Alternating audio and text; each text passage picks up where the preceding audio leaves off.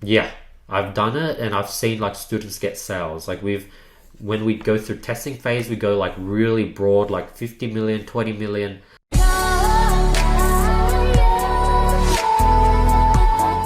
Hey guys, what's up? This is a pretty interesting story where I help one of my viewers. He's like a Postmates delivery person. He's struggling with some cash flow, but he has sort of a winning product and niche, and he wants to grow out his dropshipping store. So I go ahead and help him and give him all the different tips and strategy to scale out his one product dropshipping business. So I highly recommend anyone who's at that stage where you have like a winning product and you want to try to scale it out, build a brand, get into email marketing, you have cash flow problems, I highly recommend you to watch this interview. Before we get into the interview, let's announce last video's winners for free consulting calls with me. If you want a consulting call just like this one, drop a comment below, tag your Instagram, make sure you're following me, and I'll go ahead and pick the best comment every single winner. So the winner for last video is here. Congratulations, I sent you a message. All you have to do is DM me, and yeah, hopefully you guys enjoy the interview. And have you thought about getting like a credit card to give you that cash flow, and then it'll give you basically time to pay it off at the end of the month when you get money coming in from your sales? My credit's kind of bad. So yeah, I don't even know if I would qualify for that at this point. Got it. Look around for different options. Managing money has never been my strong point, but I'm learning now to crunch numbers and all that stuff. But yeah, my mind doesn't really like to work with numbers. It likes to just be creative. But Yeah, I'm having to learn now because you got to know your numbers. exactly. So you got like two options. Either one, look around for different credit card options. Two, look for PayPal loans, PayPal offer loans. Three, just stock up cash where you have enough cash for one whole month of ads. So that'll give you that sort of, it will act as a credit card sort of balance, and it'll give you that 1 month buffer, so you could just sort of spend your daily budget, pay it off as you go, and then as the sales come in and then the money gets released from your PayPal and Stripe, it will refresh your funds. So those are like the few options you have, but it's good that you're getting on top of things and then you're picking up more jobs, and that definitely helps. Yeah, the one advantage I do have, it's a little bit of a credit line with Facebook because I drop shipped in 2016, and so they basically invoice me every $500. So I kind of have a $500 wiggle room, So that's Exactly. really useful if I manage it right. Exactly. So tell me a bit about your sort of dropshipping experience and story. Yeah, started in 2016 when it was kind of getting hot. Learned from EEA, was it like Robert Nava, Devin Zander, all those guys that kind of the guys that were kind of in there first. Okay. So I went out to their live conference in Florida. Yeah, I jumped into the law of attraction niche. So yeah, all my experience in pixel data is in the law of attraction niche. So before I started again here, I'd spent like $7,000. So I had $7,000 worth of pixel data, and here in the past month, I've spent another $1,300. So I built up a little bit of pixel data.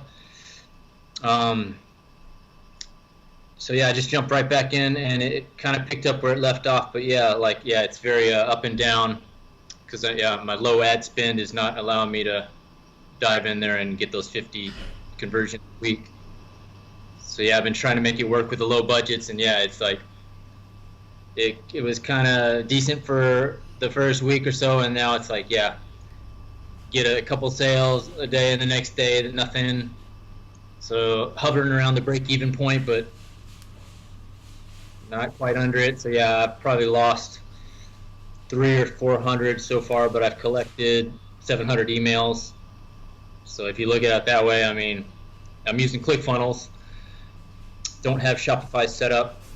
I'm wondering if I should use Shopify to catalog. So what I recommend is with the low budgets, how you scale with low budgets, it's a bit harder because a low budget at say a $3, $5 ad set, those ad sets, when you increase it to say $10, $20, $30, it won't perform because you set the initial conditions to $5. So when you up the budget, it wouldn't work. So the best metaphor I have is if you have a 100-meter sprinter and you tell him, hey, now run a 400-meter sprint.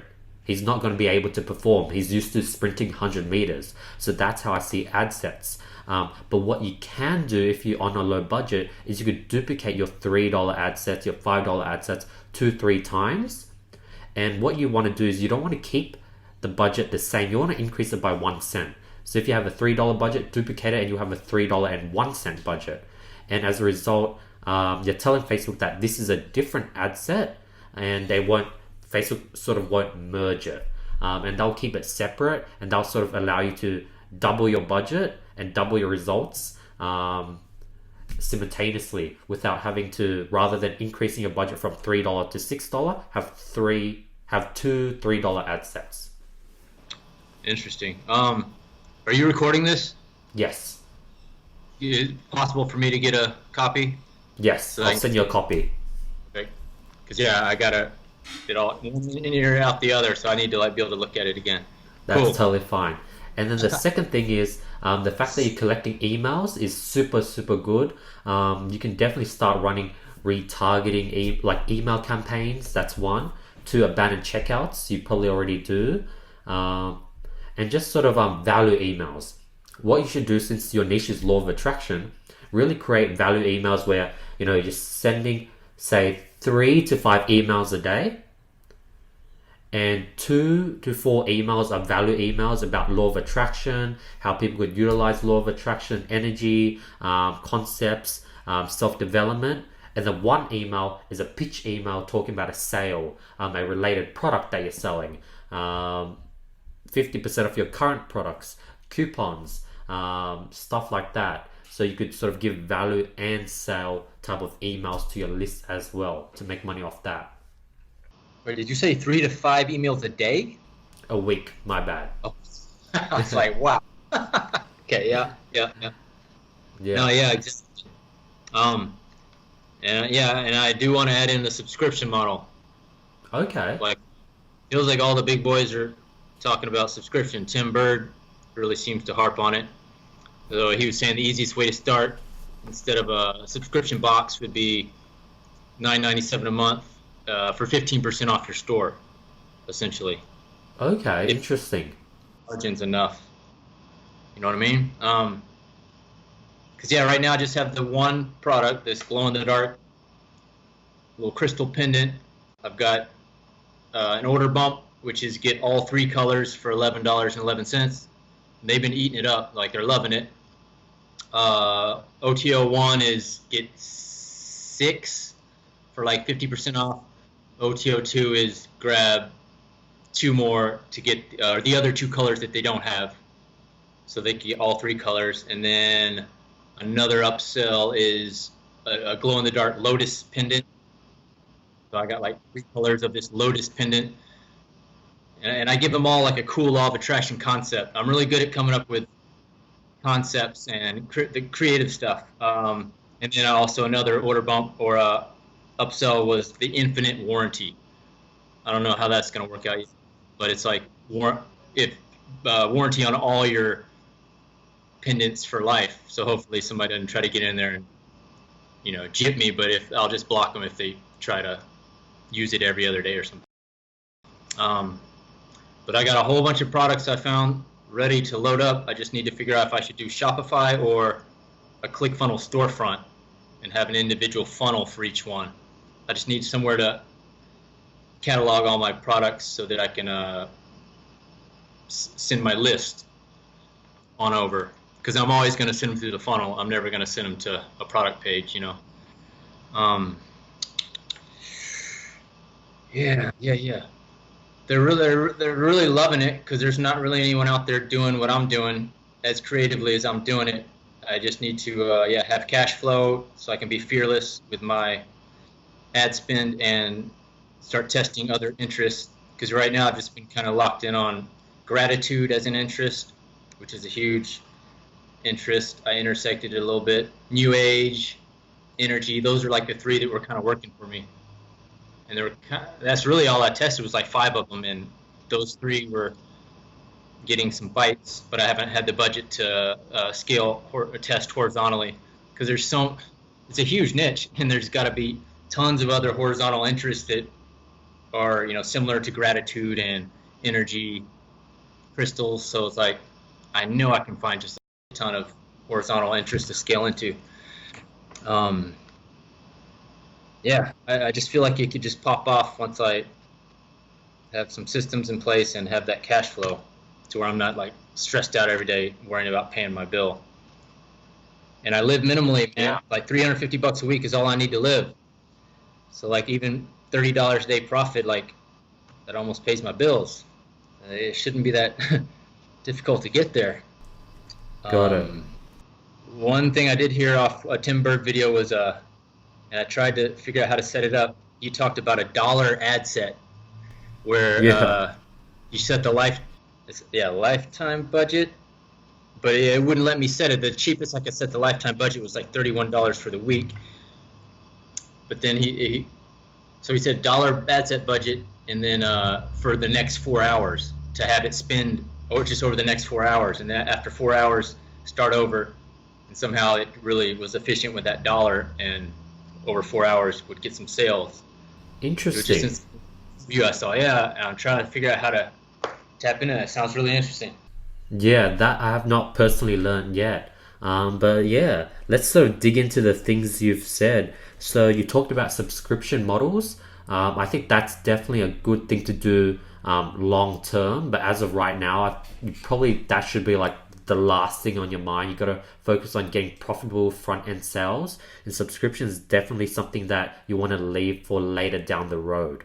Um, when you're talking about upsells, what I can recommend is I used to test upsells with digital products. So I would upsell a PDF on law of attraction, but that didn't do too well.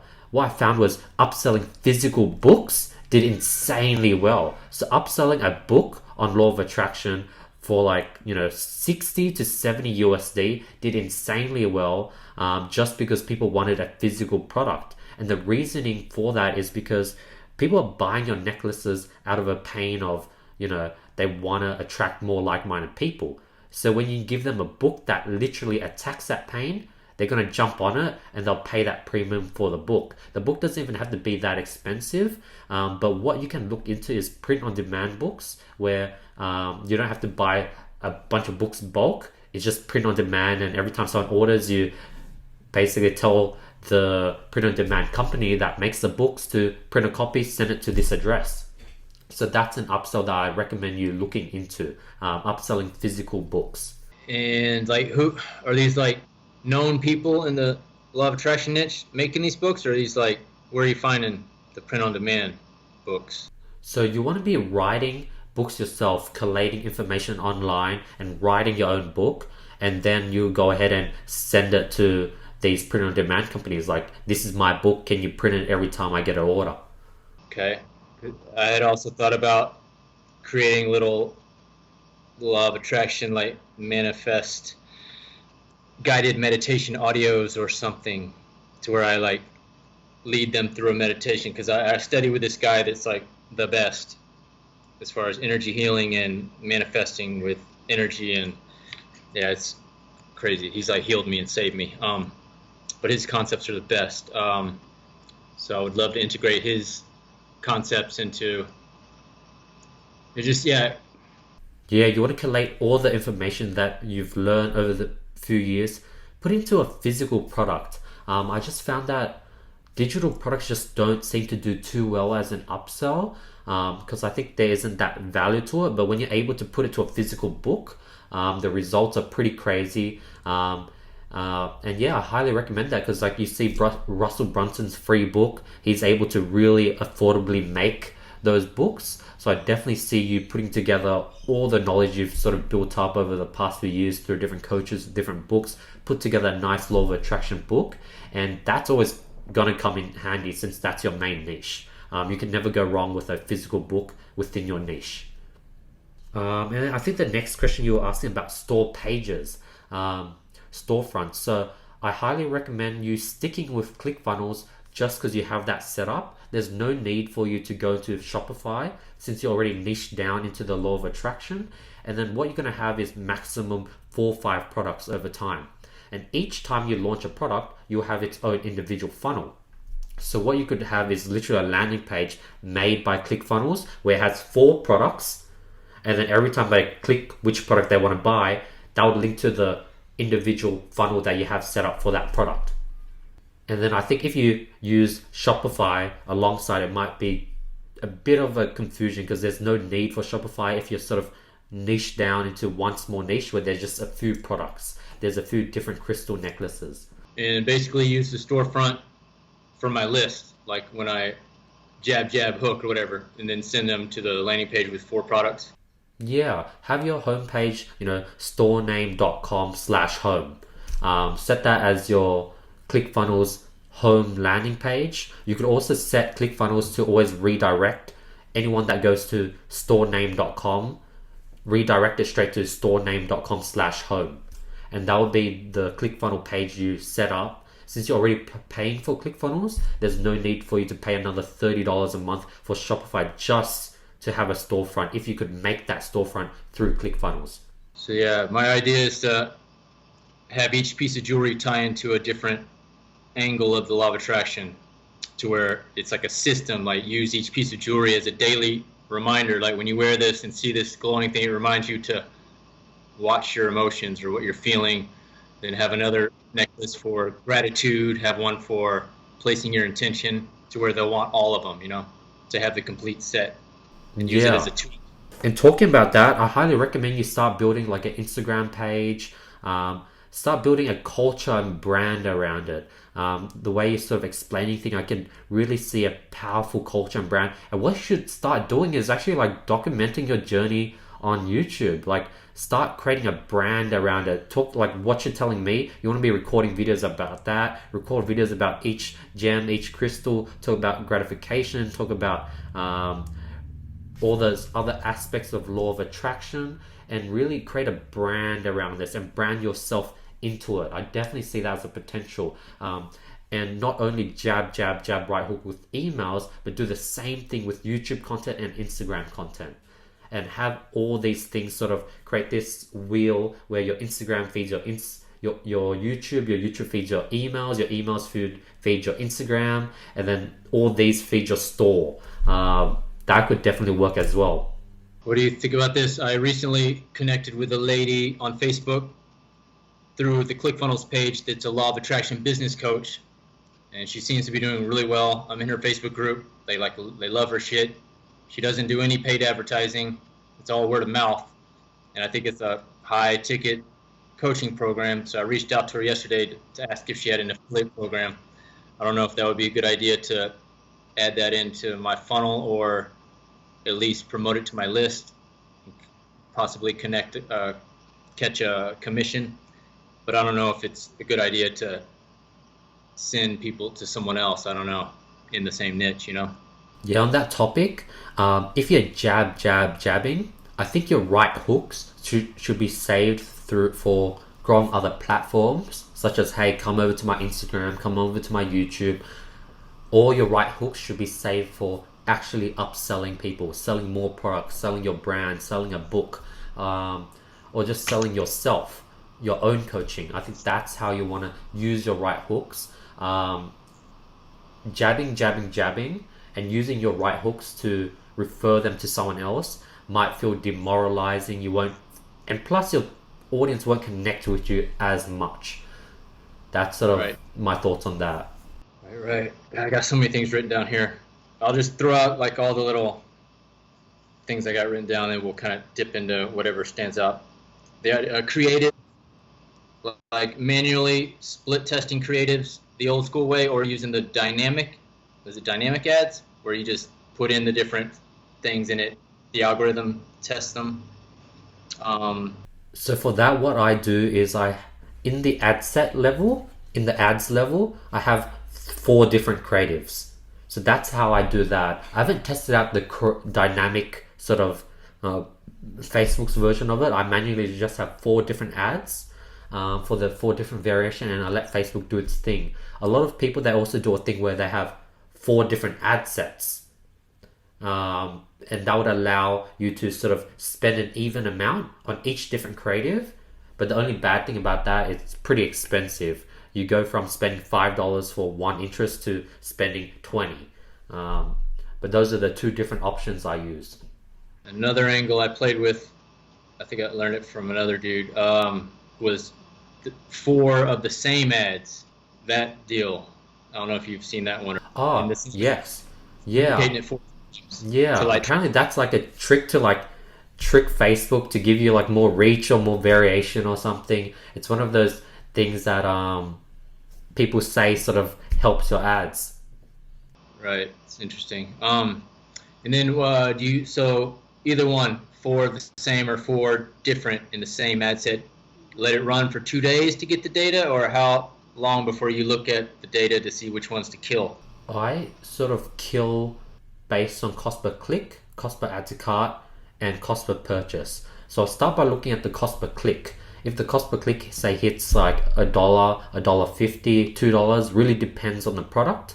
I'll kill it right there, right then, once it hits $2. If it hit $2, no clicks, kill it right there. If it does get a click, then I let it run to like $8 to $10. And if it doesn't get an add to cart by $8 to $10, I kill it right there. Now, if it does, then I'll continue letting it run to profit margin, break even point. And then if it hits break even point and it has zero sales, I kill it there. So those are sort of my killing metrics. That's sort of what you would do if you're really conservative and you're on a budget. But if you're not on a budget, all the metrics I just gave, you can probably increase it by 50%. Just give it leeway for a chance for Facebook to sort of catch up or maybe make a comeback. But if you're on a budget, stick to the metrics I just said. And do you, once you find the winner or winners, is there a minimum amount? If it just ended up being one ad that was working, do you leave that one, or do you like to have at least two in there? Once I have an ad set working, I don't touch it. I don't add in any ads. I don't change interests. I don't narrow down the ages. I leave it as is because it's sort of working. And every time you do tweaks, then Facebook has to re-optimize, and that sort of stuffs up its momentum. That's where I like to use a duplication method, which I showed you, to scale it out. And when I duplicate it, then can I add in different creatives if I want to. But usually I'll keep it with the same creatives. Once I know that it's working really well, then would I duplicate the ad set. Say you have crystals going to ad number one, and then you know that's working pretty well, then you'll duplicate it. You reuse the same interest crystals, but you'll use ad number two. Cool. Have you ever heard of, I think it was Alex Fedotov talking about, I couldn't quite understand what he said, but it sounded like similar to engaged shoppers, which I don't know about if that's legit or not. But he might have talked about intersecting with PayPal, people that like PayPal. Have you heard this method? That It's like I have like not. PayPal. Maybe Yeah. they shop a lot and use PayPal. It's kind of interesting. Yeah. So I think the first thing that pops to mind is why not just flex it with engaged shoppers? And if the answer is maybe it's cheaper to flex with PayPal rather than flexing with engaged shoppers, then my next answer would be maybe the reduced cost isn't worth the reduced quality of audience. And then the third thing I'll say is I heard another similar strategy where you could flex it with people who, like Visa credit cards, MasterCard. You could flex it with people who use Mac OS, because those people have sort of more money. If you're using a Macintosh, MacBook, that's another strategy you could use. But yeah, flexing does work, and there's many creative ways you could do it. Because I have noticed that like 99% of my buyers are mobile, so I kind of switched to just doing mobile for now. That's good. I highly recommend that. And my buyers seem to be 50-50 on women and men, which is actually kind of cool. Yeah, so you leave it as is. Mostly Facebook feed, a little bit of a couple different ads. We're getting some Instagram sales, but it's like 95% Facebook feed. Okay. But yeah, I need to dial in on creating a video ad. I started off with my image post, which has like 600 likes, blah, blah, blah, a lot of engagement. And then about 2 weeks ago, I created a couple of GIF ads they're just kind of cheesy with the images I found on Facebook, and those seem to be working decently along with it. But I want to create a really video ad.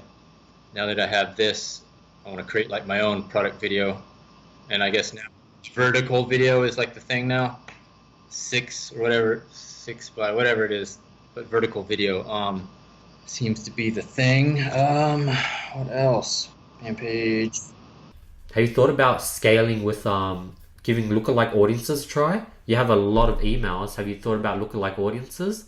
Yeah, I got on that pretty quick as soon as I got 100 sales, and as the week went on, I got to where I only had 3 or 4 ad sets going, and they were all my lookalike audiences. But I think they could be stronger. Do you ever refresh those and like create a new batch, or are they supposed to auto populate?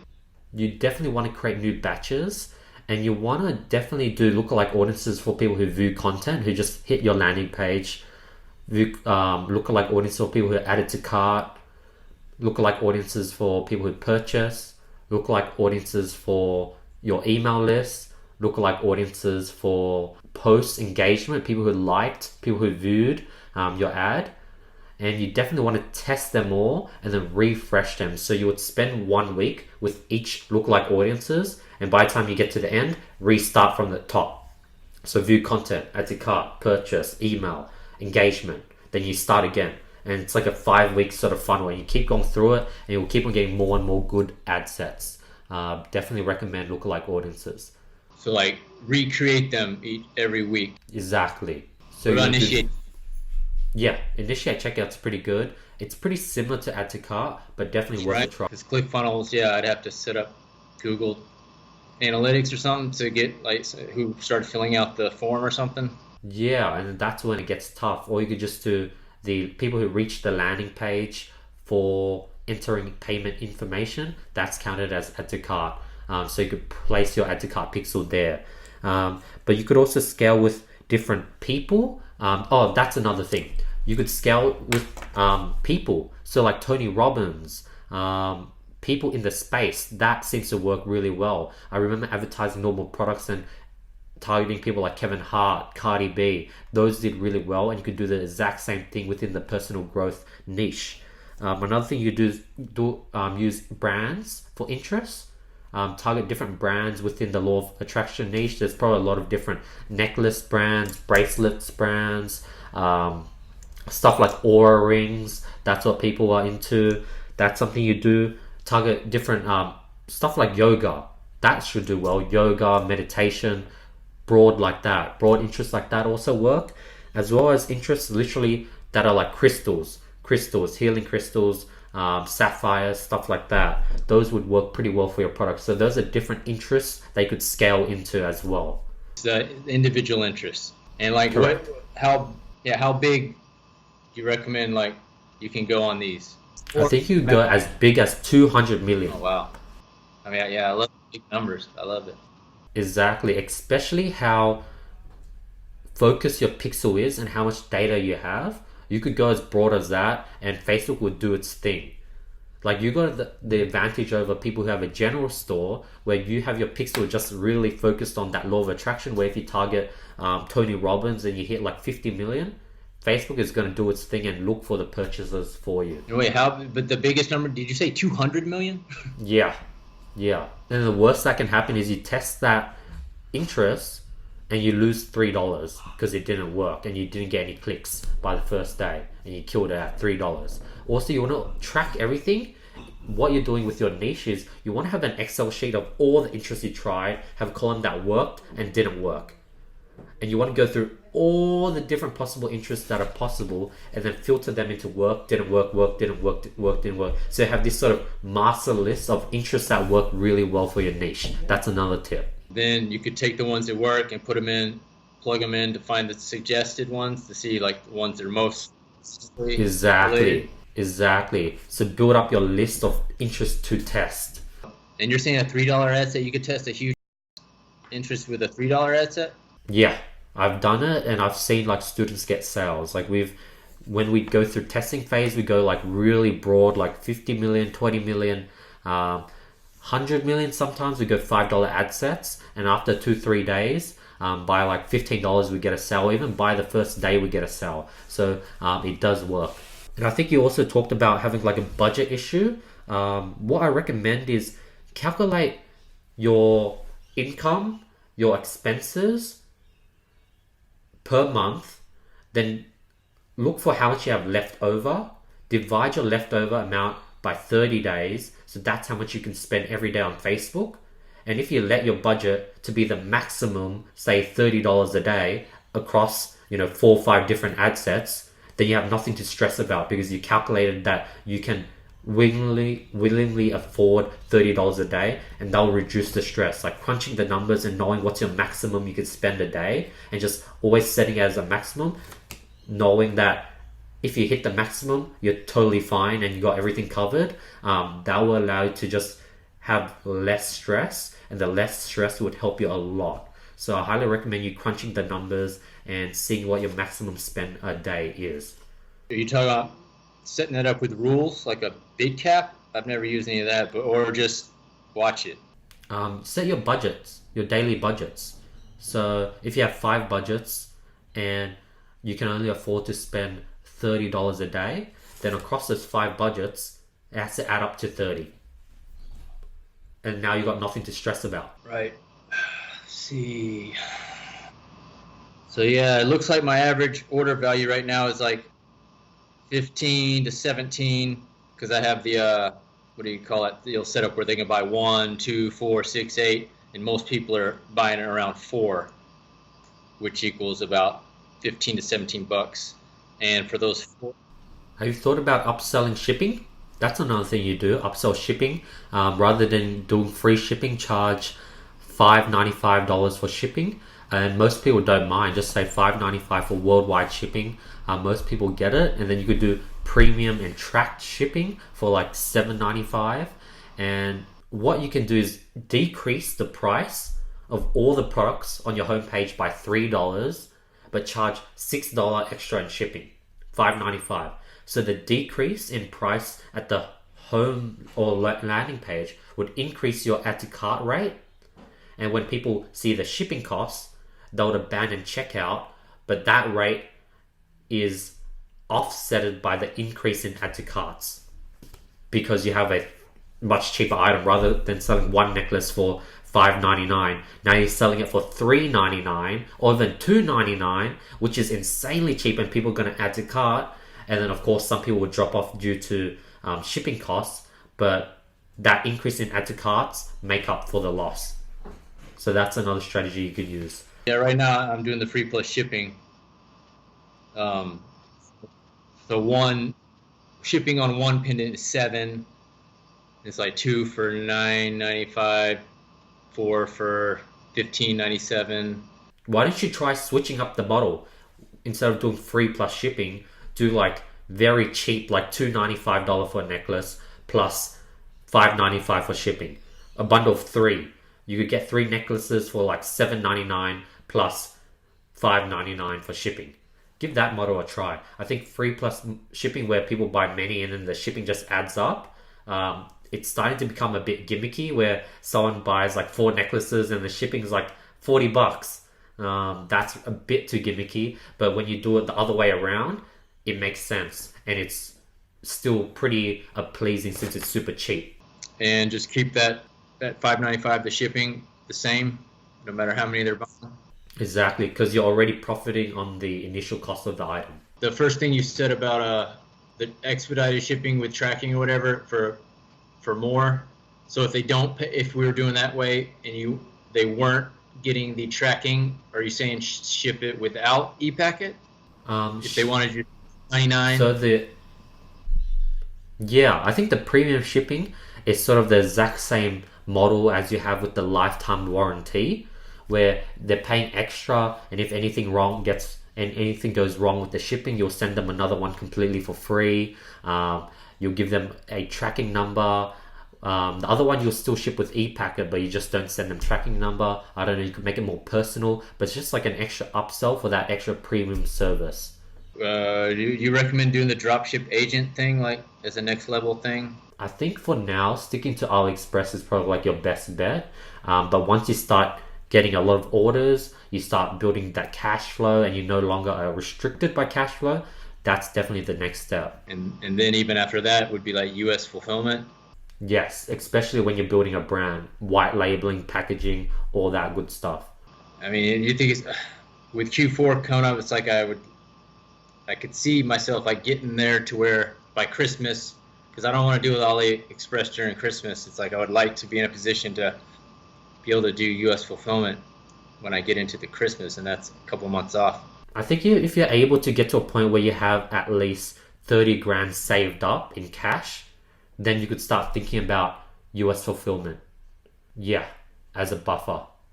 Sweet, well, I like that number. And then that would allow you to have the budget to buy a bunch of stock, hire a fulfillment center, pay all the fulfillment costs, pay for storage costs, and that's like a safe number. You don't really want to bottleneck yourself and do it with like a $5,000 budget where it's like all in or nothing, and then you'll make a loss if like you can't sell the items and it's just sitting in your bank account. You can't run Facebook ads, and you'll be in the same vicious cycle. That's why I recommend 30 grand. I mean, the cool thing is that this thing is 35. Well, through AliExpress, 35 cents, $3.40 e-packet. But then if I were to order bulk, it ends up being like 59 cents each. It's pretty good price. Yeah, it's a pretty good price. How about shipping? Usually when you bulk purchase, there's like 3, 4, 500 USD. Oh, just it's to free ship it. shipping from this lady. Like if you $50 Okay. worth of necklaces, $150 worth of necklaces, free whatever that tracked shipping was. Yeah, so if you want, you can get to a point where you personally fulfill the products. That's something you can definitely do. And then you'll find really cheap options where you're literally sending it in a mailer where it's a dollar shipping. That's something you could definitely do. If you want to get to a point where you personally fulfill it, you could start doing that with a budget of like 5 grand. If you're personally fulfilling all your products. It could be worth it if it got me out of my day job, the deliveries, doing Postmates deliveries. If I'm, packing stuff up as opposed to being on the road out in the sun, it could be worth it. Yeah. You want to get to that point only when you're really doing pretty well, because the only benefit is you're reducing shipping time to the customers, but on the other hand, you're spending all day packaging, you're having to buy in bulk, you're going to have to hold stock, you're going to have to quit your job, which is like not really a benefit, because like that's sort of like security net just to save a few days, maybe even a week, 7 days in shipping. So the benefits don't really outweigh the costs or the downsides. So that first next level thing with the dropship agent, how much does that reduce time, and does that work during Q4? Like, as far as, is it much quicker than just regular AliExpress shipping? It is much quicker, but I think the main important thing is, I think it's quicker and cheaper, and you're still able to use the same dropshipping model where you don't hold any stock. And then the third level is white labeling. But yeah, I think like that's everything. Like that's a lot of information for you to apply, and I'm like really excited to hear, like I want to get like an update on you, Russell, and see like how's everything going. But I'll send you this call, and I'm really excited to see what you can do with all this information. I think you have a solid sort of product and mindset that now you just sort of have to chip at it every day and keep trying different things. Man, yeah, dude, it's very useful. You're welcome, man. Oh, maybe one last thing. You did the video right on like doing like $100 budget. What was it, 3 times or 10 times, whatever it was, and then like if you don't get the sales by the time you hit 25, just kill it. That method. Yes. Is it like that compared to doing like $3 or $5 ad sets? What do you? I think at your budget and your sort of uncertainty with the product, like you can't really guarantee it's going to make sales, you don't have any ad sets that you know will profitably get sales, then you should stick with the $3 strategy. Are you in Tim Bird's mastermind or anything like that? I've gone through his courses. I know friends that personally go to his mastermind. So I'm able to get information from his courses through people who've attended it, and just like his strategies are quite like well known. He hosts many masterminds, so many people come out of it. But I do personally want to go to one of his masterminds in the near future. Yeah, I think I might get on that AdLeaks thing, that dollar. I think he still has that dollar trial for 2 weeks or something. Yeah. Yeah, give it a try and then pump through all the content in that 2 weeks. Cool, man. Exciting. Let me know how things go, Russell. Let me know if you have any questions whatsoever, and I want to get an update on your journey. Look forward to it. Awesome. Have a good weekend, man. I enjoyed the call. Hopefully you were able to get some value from it. Alright, so that was the interview. I highly recommend you guys to watch that a few times, just like the previous interviews. These interviews are highly packed. I try to give the person as much value as possible and answer all their questions and go above and beyond. So hope you guys found value in this. There's a lot of hidden golden nuggets there. I think these are probably one of my most valuable videos because they're really actionable to help people with their individual needs. So I highly recommend you guys to watch these interviews and the past interviews and consulting calls as well. Other than that, hope you guys found value in the video. Don't forget to drop a comment below. Like the video if you found value in it. Don't forget to subscribe and hit the notification bell. I'll be seeing you guys tomorrow. Peace.